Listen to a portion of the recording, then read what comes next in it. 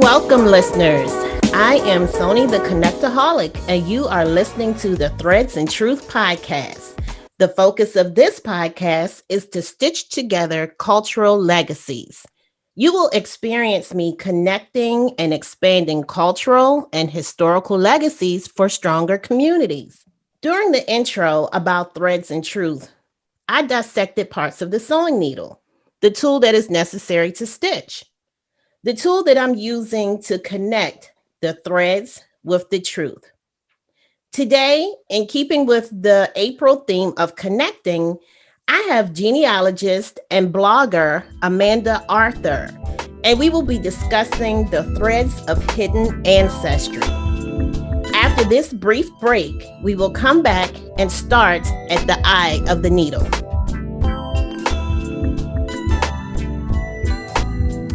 Welcome, Amanda.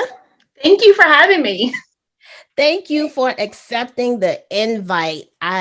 When I was putting together my monthly themes and with connecting, I said, I cannot go through this month without inviting Amanda on because we have such a shared love for connecting family and genealogy. So I thought it would be perfect to have you on as a genealogist. And you know how we do. We don't sleep. We don't rest. Even when we do, we're dreaming of family connections or history or something. Absolutely, we are. It's just a daily and, like you said, a nightly thing. The ancestors don't let us rest. No, they don't. So one of the connotations that I'll come up with is that the eye of the needle represents preparation. And throughout this genealogy work, it is nothing but preparation upon what you will learn and what you will find through the records, through what the ancestors uncover for us. And without that step, then the stitching and sewing cannot take place. How and when did you first become interested in genealogy? My mom was the one who did all of our family history. We moved down to Tennessee. I'm originally from Michigan, and we moved to Tennessee when I was 11, so in 1991. And all of our family, even though we lived in Michigan, all of my family's from Tennessee, Kentucky, North Carolina. We're very Southern people. And so when we moved down here, she really dove into figuring out where do we come from, who are our great-grandparents and 2 times great-grandparents, because we didn't really know. And so she would drag me along on trips to the archives or trips to libraries. And I absolutely hated it. Like, did not want to go. She would have to bribe me. She's like, I'll give you this Saturday. Next Saturday, you can do what you want, hang out with your friends. So I got drugged to go. And it was like, at some point, I think I was in high school, maybe. It was I either have to embrace this or I'm just going to keep hating it. And I really dove into the stories. The stories of ancestors is what got me hooked. I found one, it was my 6 times great-grandfather who fought in the Revolutionary War. And I just kind of clung on to him and started digging into his stories. Why was he here? Why did he fight? All that stuff. And I saw a little bit of myself in him, and then I was hooked. And I was like, okay, when are we going back? What else are we going to research? And it was just that really making it a human connection, more of just dates and places, that really got me hooked in doing it. And then after that, the rest is history. Like, I was hooked and I've been doing it ever since. Man, so. Can I ever relate to your story? My mother is a retired media specialist, librarian, media specialist, whatever the word of the week is. I get it. I was drugged to the National Archives and to, all sorts of archives. But opposite of you, I was the inquisitive one. But why? I want to know more. And how does this work? And, so our mothers, that's a commonality that we have, that our mothers were the ones that got us interested in genealogical research. Isn't that interesting? Yeah.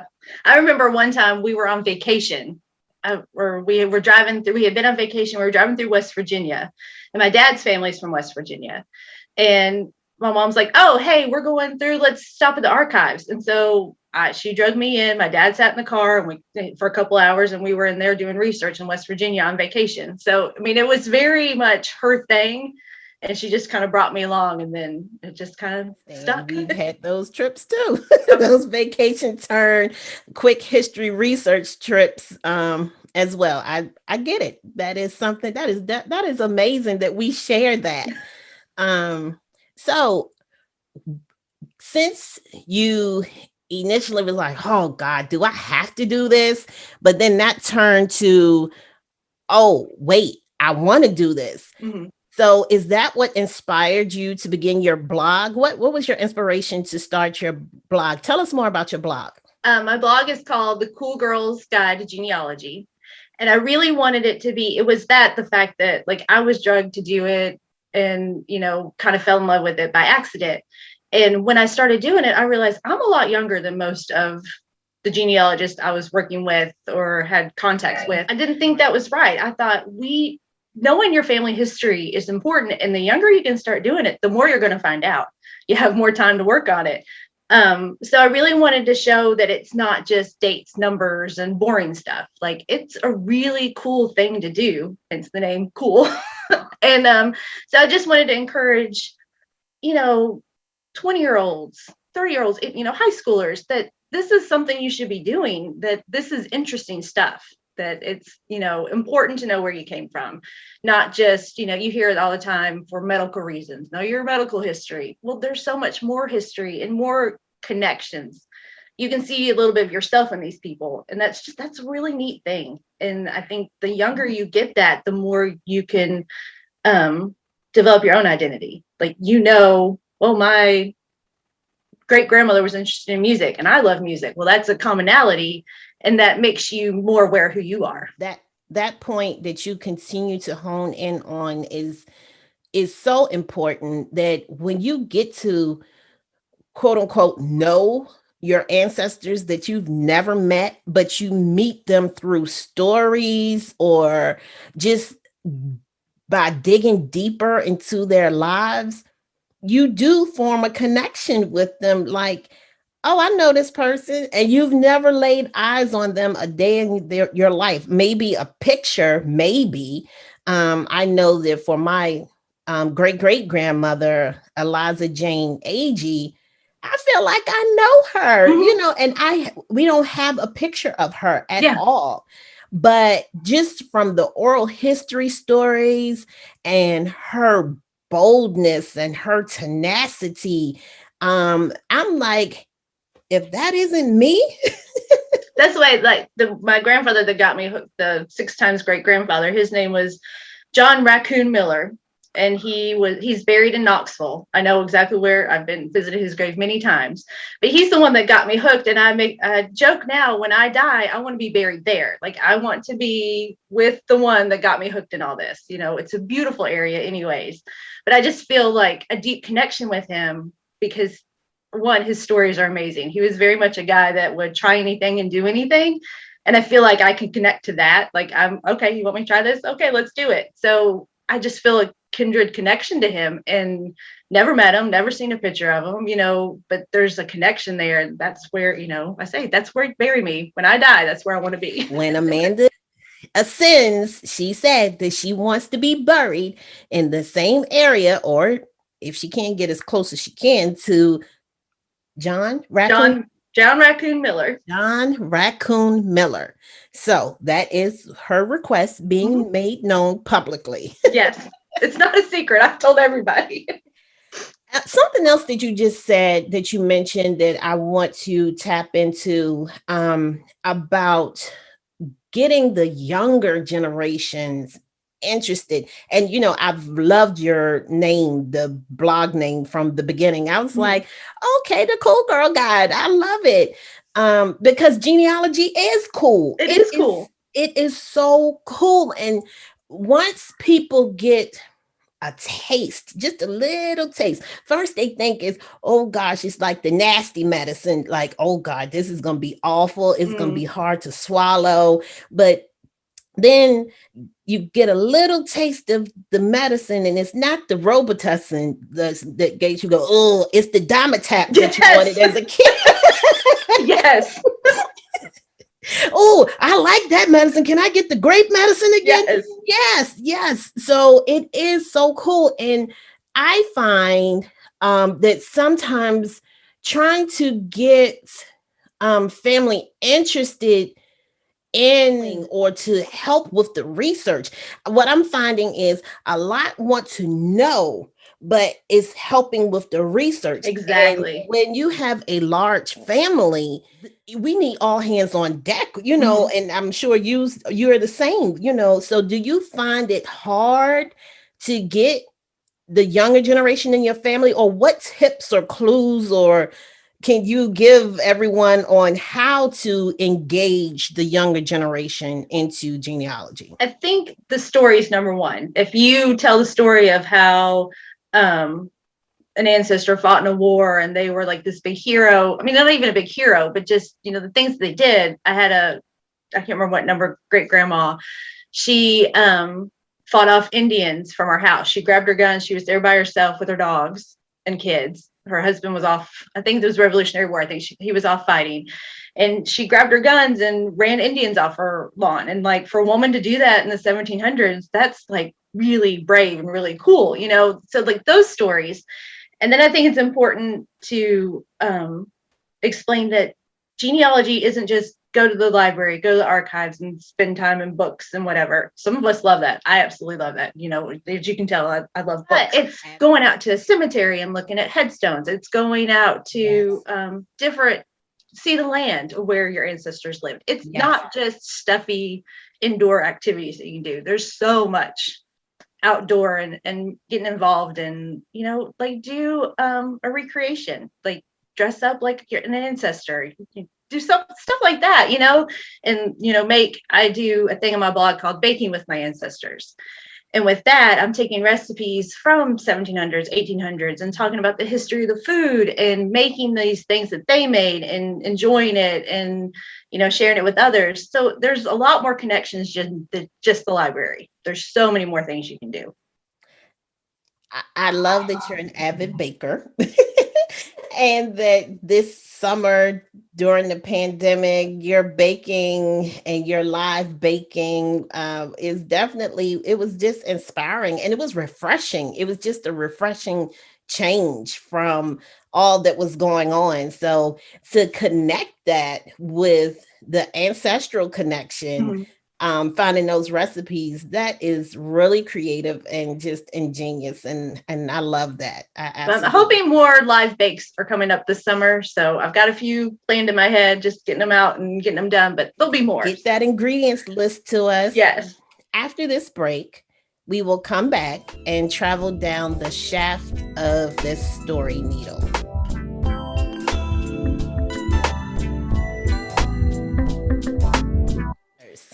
In this instance, the shaft is Amanda's road to genealogical discovery based on hidden history. So, Amanda, we've talked a lot about your why with genealogical research, your how. So, and then you just revealed one, but my question is, if you could name 3 of the most interesting things that you found in your research? The first one, like I said earlier, my family is very Southern. And so when you hear Southern history, you think Civil War and you think, oh, well, all your ancestors probably fought for the Confederacy. In my direct line, all that I've found, only one fought for the Confederacy. Everybody else fought for the Union. And the one that did fight for the Confederacy actually left. He deserted. And so, I mean, really, all of them fought for the Union. And that surprised me. It was like, I have such deep Southern roots and they all fought for the Union. And I just thought that was a really interesting thing. Like, to me, I'm super proud of that. But it's like, you get stereotypes in your head and then to find something completely different, it's like, well, that's cool to play on the cool idea. Another one, I'm an Arthur, and my Arthur line has, when I go back so far, 3 direct lines breaking off from it, which means that my parents are 8th cousins. Like, I had no idea. Nobody ever thought that. But yeah, I have 2 maternal lines and a paternal line that break off from my Arthurs directly, which just kind of boggles my mind. I'm like 3 times related to myself now. But I think my favorite discovery has been discovering that you and I are cousins. Yay! So like that was just like knowing that we have our connection of genealogy, but that we're family was just like an amazing thing. Right, right. It was just when we first met, and well, virtual, through Yeah. messaging met, um, and we were just chatting, and you were like, "Oh, I have a genealogist. I'm a family historian and genealogist," and I was like, "Shut up, me too." So It's just been I'm really cool to find like the things that me and you have in common. Like it's just, and we have shared experiences like we talked about earlier with our mothers. It's so cool that like not only do we connect there, but we're family. Like we're legit family. exactly. We are legit family. We share, wait a minute, is it the same fourth or fifth great grandfather on the Miller line? I think it Is might it be fifth. William Armstead Miller? I I'm think so. thinking, yeah, Yeah. yep. William Armstead Miller is our connector. So for a little bit of background on how Amanda and I are connected, and we are just completely opposite ethnicities. As I mentioned earlier, my great grandmother, Eliza Jane Agee, and I spoke about her boldness. She had 4 children. 3 of her children were fathered by white men. And in her boldness, she gave her children the last names of their fathers. So her sons became Millers. One of her daughters became a Garrett. And then her other daughter, she was a Flippin, but she was fathered by a black man. So on her particular line, the AG name stopped with her, and not her siblings, but with her specific line. And that's how we became Millers. And so our great grandfather, his name was Paulus Miller. And as you were saying, but through the stories, and we would hear, oh, well, I don't know if that's true. I don't know if that's true. But we know that our elders in the family, when they say things, is pretty much just as right as rain, that it is a fact. So when my mother, on one of those history trips that we were talking about, found not Grandpa John's marriage certificate, but his brother James Marion's marriage certificate and death certificate, whose name was listed? Paulus Miller. And we were like, bingo, here it is. Here's our proof. So well, I always have a joke. Paper trailer didn't happen. Like that's kind of what I stick to when I'm doing genealogy research. So there's your paper trail. Stories are great, but like you have that extra piece of confirmation when you have that paper trail. Right. And well, see, and then there's the variation or the difference between cultures. Even, when I trace back on our Miller line, our European Miller line, I can go back maybe like into the 1600s or 1580s or something. Yeah. But with Grandma Liza and her line, well, the AG/Miller line, our records were hidden, destroyed. Then you had the big fires during the Civil War that ruined courthouses and so many things. So we have these roadblocks on when you're looking at African American genealogy that you're just up and scratching your head and like, okay, that's when you tap heavy into reaching out to the ancestors, like, guide me somewhere, God help me, because I don't have that paper trail. Yeah. And that's oral history is a huge importance in genealogy. Absolutely. Because like you said, 9 times out of 10, there's truth in it. And you've got, that's something you can hold on to. And until you can find something, if it's out there that can support it.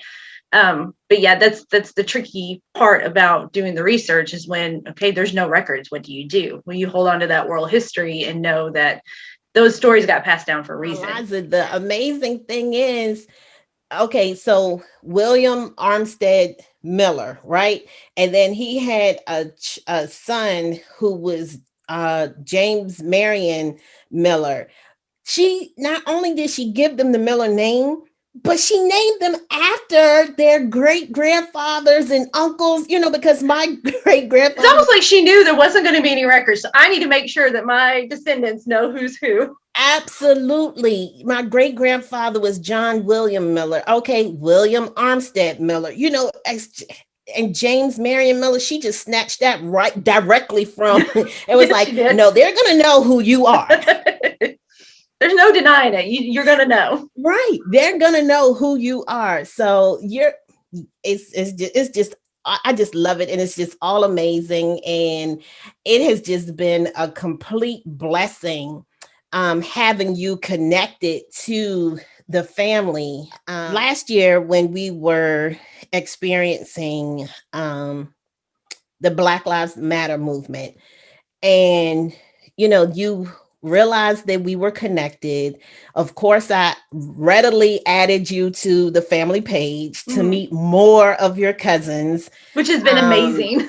Right. And I was going to say, so before we go into the second part, so tell me your thoughts and emotion when I said, okay, Amanda, you have a whole bunch of more cousins that I want you to meet.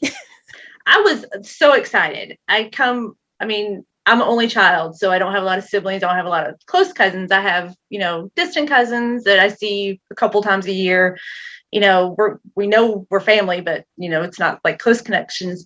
But when I got invited into the group, and just like the amount of love that poured out, just those first couple days, I was blown away. I have never felt more welcomed in my entire life. Like I all of a sudden had this huge family, and that I knew, even though I had never met face to face any of these new cousins, I knew if I reached out to them and said, hey, I just need to talk to somebody or whatever, they'd be there in a heartbeat. Like, it was the most amazing experience ever. And I'm so blessed and thankful for it. Yes, Amanda. Well, that's who we are. We are just a complete bundle of love, and we just welcome everyone. And y'all show it every day. Like, it's not, like, okay, you're new, we love you, and move on. It's like every day I can log in and see the love and the caring and just like the connection. I mean, not to be, on the nose about things, but like, it's such a great community. That's right.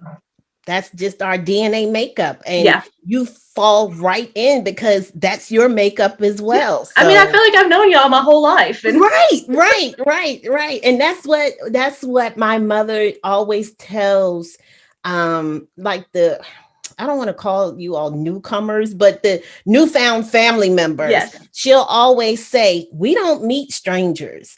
If you have a drop of our blood in your running through your veins, your family. And I 100% could feel that.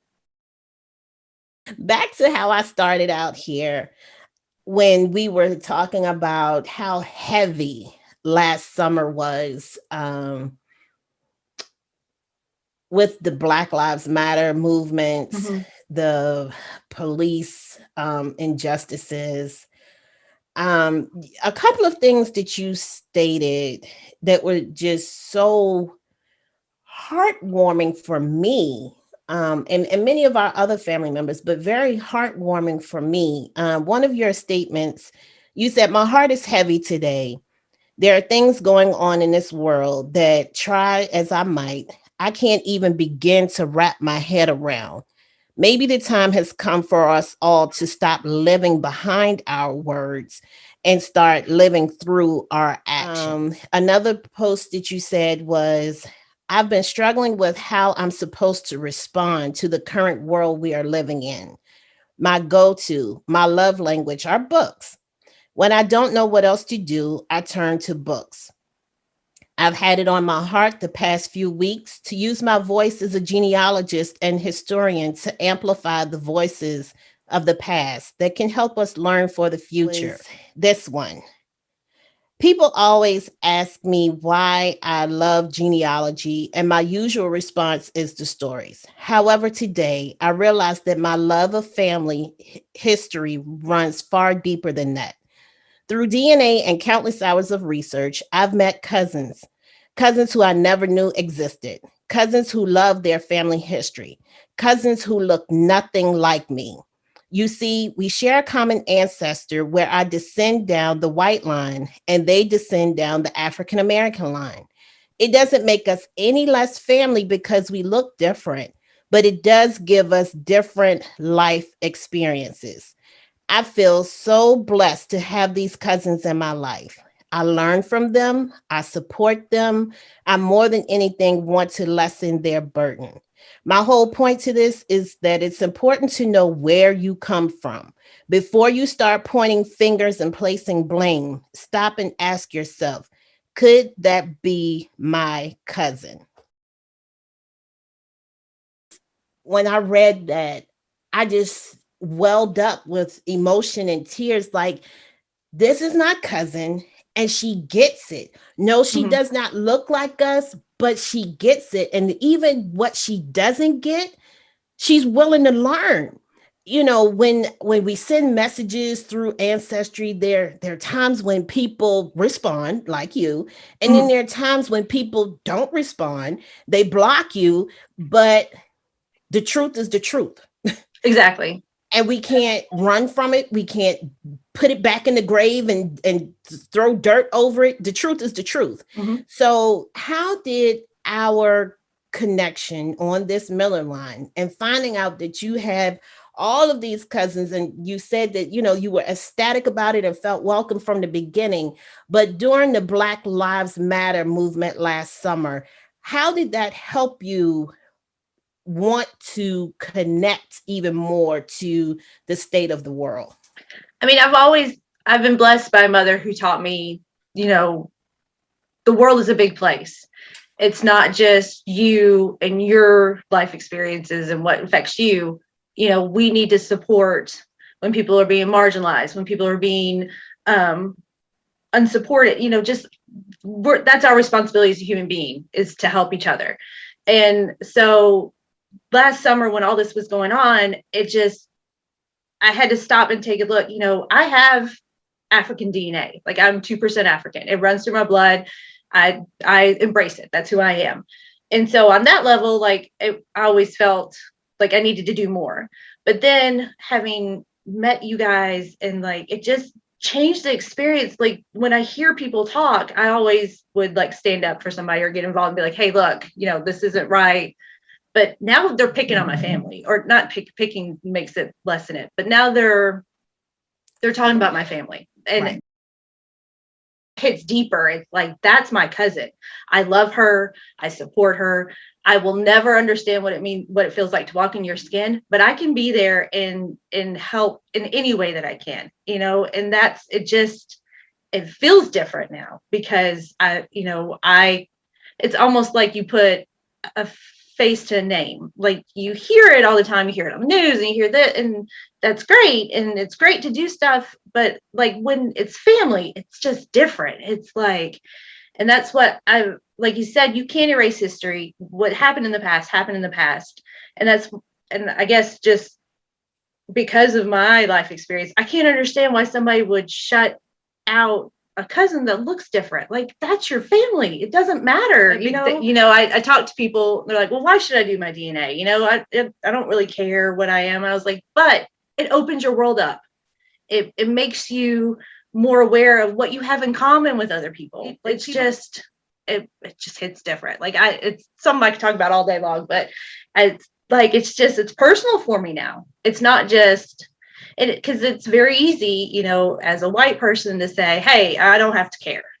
But I'm not, that's family. I mean, that's all I can say. It's family now, and it's just different. To sum it up, when you know that you have that connection, it hits real different. Mm-hmm. So, like I said, your words, your genuine desire to want to understand more, Mm-hmm. to help, to educate yourself.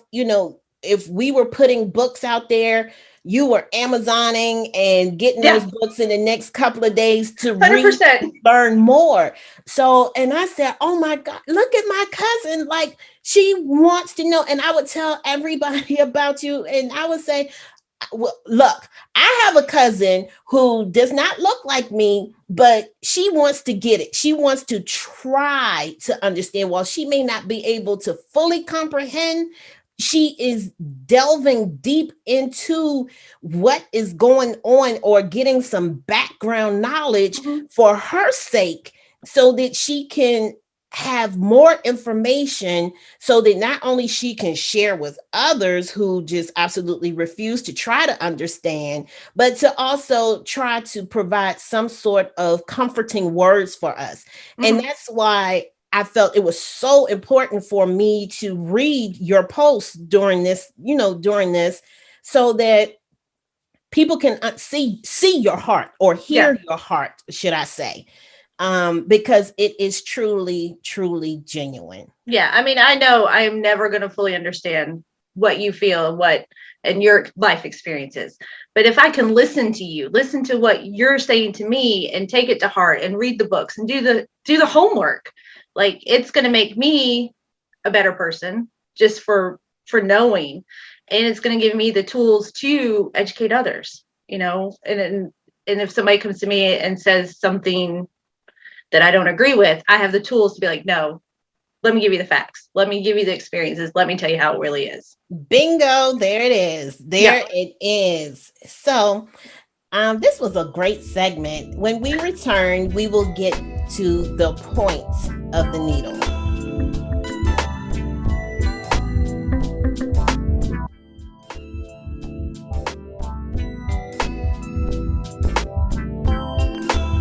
As we wrap up, the last segment is the point, and that pierces the truth.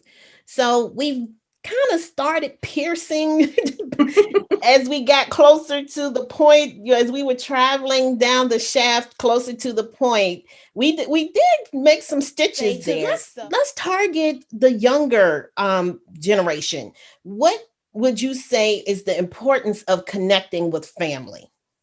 I think the importance is not only to know who you are, like knowing where you came from and knowing your DNA, knowing all these little pieces make up, that's who you are. You take a little bit from all your ancestors, you take all that DNA, and that's knowing who you are makes you able to go out into the world and, make a difference and make changes and make those connections with people that don't look like you.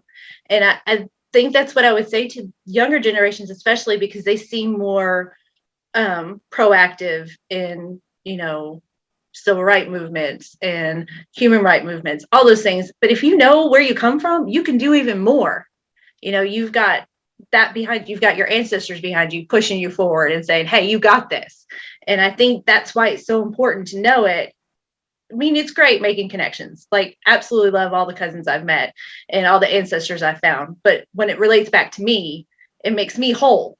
And I think if you can do that at a younger age, it's going to even propel you further in the future.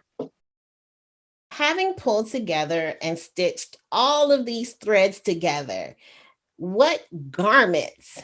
I'm a clothes person, I'm a fashionista, so and a shoe person, but what garment of truth have we created here, do you feel? And how will that truth help you use the new garment in promoting wholeness in community, self fulfillment, community work?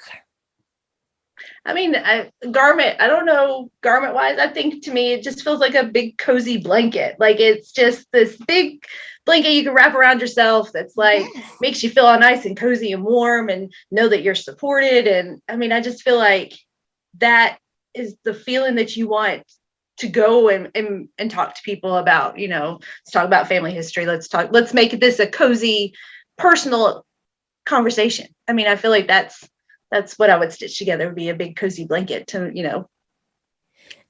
share with others. You can pull somebody underneath it and get that connection and talk about all this stuff. And I just feel like that's probably the garment that would stitch together. And quilting is a huge part of our ancestral, history. We had quilters in the family. So that's a perfect summation. What is your number one takeaway that you would want the listeners to absorb after this conversation? Just start digging into your past, like the past ancestors. Do a DNA test. I Right. know people get a little wary about it, but do one. See what makes you up. I was not surprised at all that I had African DNA because, like I said, my family's from the South. You just expect that when you have Southern ancestors. I have Jewish ancestors. Had no idea that anybody in my family was Jewish. And so it's like made that connection now where I've made Jewish friends and really dug into what does it mean to be Jewish. It doesn't mean that I am, but like it gives me something to connect to my ancestors on. It's just, that's what I would say. Do a DNA test. If you do nothing else, do a DNA test and find out what common DNA you have with someone that may not look like you, someone that has different life experiences than you. And get it while it's on sale. Exactly. On the family page, whenever they have those good, $79 sales, I'm like, okay, here, hey, it's on sale.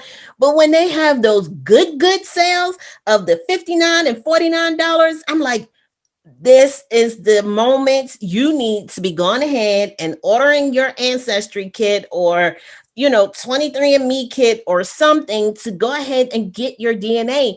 And I also tell them the more people that we have tested, the more we will be able to find connections, because it just populates, generates a greater population of our connections. So get it while it's on sale. Exactly. I would also say, don't be afraid when somebody messages you after you've done a DNA test, like on Ancestry. Don't be afraid of those messages. Like answer those, and you may have a connection like me and you have. My life is better because of it. And if I had ignored that message, then I would be sad. Anybody that I'm like, you're a cousin. All right, that's great. Let's same. It's just okay. I'm going to message you when I see the little blue dot that says new connection, or that means another batch of tests have come in. Yeah. And it's like new connection. I'm like, okay, well, let me go ahead and message them real quick.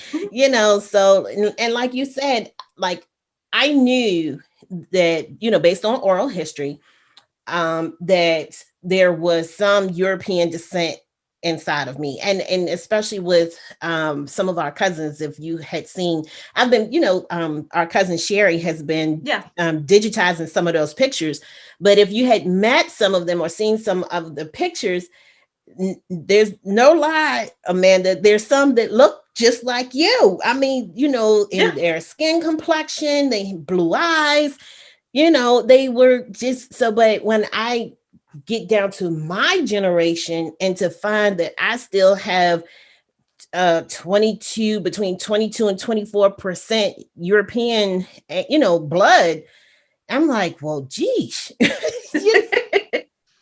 Geez, and that's pretty high. And cousin George, whose birthday was the other day, the patriarch of our family, and when his DNA test came back, he had like 2% higher European ancestry than he did the African ancestry. Oh, goodness. Okay. So this is what I'm saying. It goes back to, we have to trust the oral history stories. We just have to, because we know that they're facts. So you have given some great takeaways. Don't be afraid of messages. Get the DNA test done and dig into your family history. And I said to target the younger generation because, okay, your parents were eighth cousins, right? Yep. When we don't pass this information down, and when the connections or, lessen through the generations, because we know that like our great grandparents and grandparents and even parents were extremely close knit family. It didn't matter distance, it didn't matter. They just remained extremely close.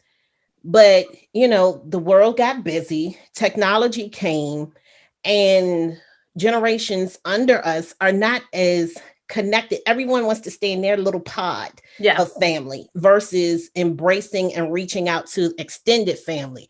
Then what happens? You start marrying cousins. And I'm not talking eighth cousins, you know. Yeah. I didn't know. Well, take a little bit of time. It's worth it. It's worth it. But we always have to go back to our roots and impart knowledge, even on new things that we've learned, revisiting old things for our newly connected cousins. But it's a must. It is an absolute must. And I think somewhere along the lines, I don't know what happened, but I think not you and I, but maybe younger generations have gotten their mindset that distant cousins don't count as family. Oh, they're distant cousins. They're out there. They're doing their own thing. It's whatever. I'm focused on my siblings and parents or whatever, and they don't count. They're just as much. Granted, maybe you don't share as much genetically, but they're just as much family as anybody else. And I think that's important to bring it all back together. Agreed. And I am so glad that you said that. And I think that I've said this before, but I will never stop saying it. My mother told me that my grandfather, her father, told them as children, I don't care if they're 10th cousins, you're going to refer to them as cousin so-and-so. And you have to be mindful that they have at least a drop of our blood in them. So if they're 10th or 11th cousins, they're still cousins. Exactly.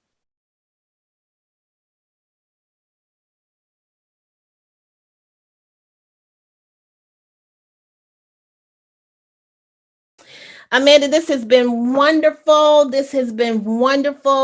So now I want to let you give your plug and how can the listeners contact you, Cool Girl Guide to Genealogy. My blog is The Cool Girl's Guide to Genealogy. It's at www.coolgirlgenealogy.com. It hasn't been updated a lot. I've been taking care of my grandmother for the past 4 years. She had dementia, so some of that got put on the back burner. Unfortunately, she passed away in February, but I'm starting to get everything back up. So definitely go check it out. I'm also on Instagram at Cool Girl Genealogy, and Facebook. I mean, it's all the same name, so I'm pretty easy to find. But I'm always here to help if you have genealogy questions or just want to talk something out. I'm always willing to talk genealogy. So you can contact me on the blog, Instagram. My email is the same, coolgirlgenealogy@gmail.com. So get in touch with me. I'm always happy to help. There you have it. You have all of Amanda's contact information and her offering that she is here to help. So here we have it. We're at the end of this absolutely wonderful, wonderful conversation about the threads of hidden history. We have traveled down the eye, the shaft, the points, and all serve its individual purposes in manipulating the thread, and together the thread and hold the story garment together. However, Amanda said that it's a nice quilt. So thanks for joining us on this episode of Threads and Truth. For information, if you have questions or if you'd like to be featured on Threads and Truth, send me a note at threadsandtruth@gmail.com. Follow the show on Instagram at Threads and Truth, and be sure to subscribe to the YouTube channel Threads and Truth. You bring the threads, I have the needle, and together we will connect the garment of truth. Until next time, this is Sony the Connectaholic.